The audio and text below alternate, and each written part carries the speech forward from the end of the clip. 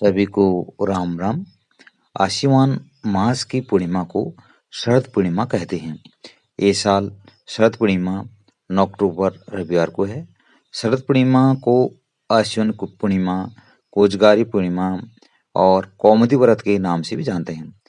शरद पूर्णिमा के दिन चंद्रमा 16 कलाओं से परिपूर्ण होता है। इसे अमृतकाल भी कहा जाता है। कहते हैं कि इस दिन महालक्ष्मी का जन्म हुआ था।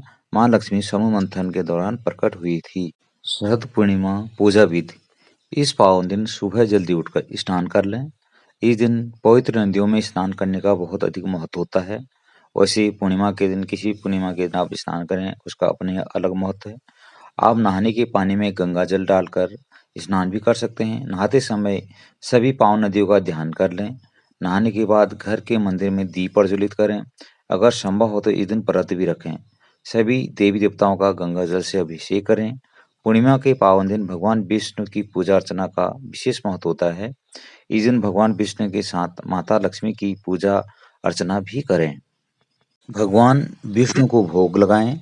भगवान विष्णु के भोग में तुलसी को भी शामिल करें। धार्मिक मान्यता के अनुसार तुलसी के बिना भगवान विष्णु भोग स्वीकार नहीं करते हैं। इस बात का ध्यान रखें कि भगवान को सिर्फ सात्विक चीजों का भोग लगाया जाता है। भगवान विष्णु और माता लक्ष्मी की आरती करें।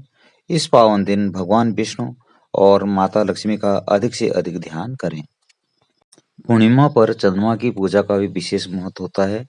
चंद्रोदय होने के बाद चंद्रमा की पूजा अवश्य करें। चंद्रमा को अर्घ्य देने से दोषों से मुक्ति मिलती है। इस दिन जरूरतमंद लोगों की मदद करें। अगर आपके घर के आसपास गाय हैं तो गाय को भोजन जरूर कराएं। गाय को भोजन कराने से कई तरह के दोषों से मुक्ति मिल जाती है। शरद पूर्णिमा पर चंद्रमा की रोशनी में खीर को रखा जाता है। कहा जाता है कि चंद्रमा की किरणों के नीचे रखी इस खीर को खाने से सारे रोगों का निवारण होता है। इसलिए अगले दिन ब्रह्म मुहूर्त में उठकर स्नान आदि करने के बाद माँ लक्ष्मी को खीर अर्पित करने के बाद घर वालों को प्रसाद स्वरूप यह खीर खाने को देना चाहिए। शरद पूर्णिमा व्रत कथा। बहुत समय पहले एक नगर में साहूकार रहता था। उसके दो पुत्रियां थीं। दोनों पुत्रियां पूर्णिमा को उपवास रखती, लेकिन छोटी पुत्री हमेशा उस उपवास को अधूरा रखती और दूसरी हमेशा पूरी लगन और श्रद्धा के साथ पूरी व्रत का पालन करती। समय उपरांत दोनों का विवाह हुआ। विवाह के बाद बड़ी की, जो कि पूरी आस्था से उपवास रखती, ने बहुत ही सुंदर और स्वस्थ संतान को जन्म दिया।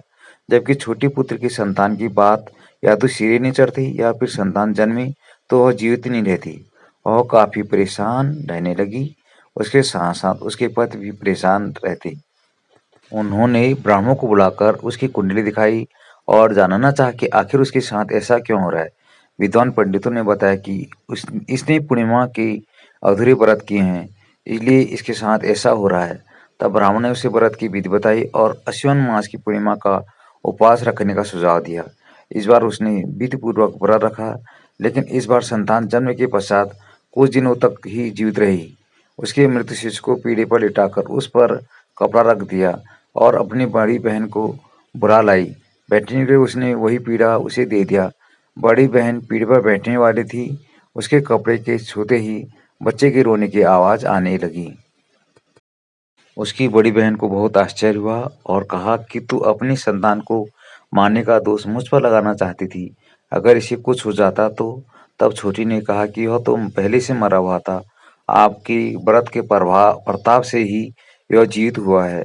बस फिर क्या था, पूर्णिमा व्रत की शक्ति का महत्व पूरे नगर में फैल गया और नगर में पूर्णिमा का व्रत विधि विधान से करने का ढिढोरा पिटवा दिया गया। श्री कृष्ण गोविंद हरे मुरारी, हे नाथ नारायण वासुदेव।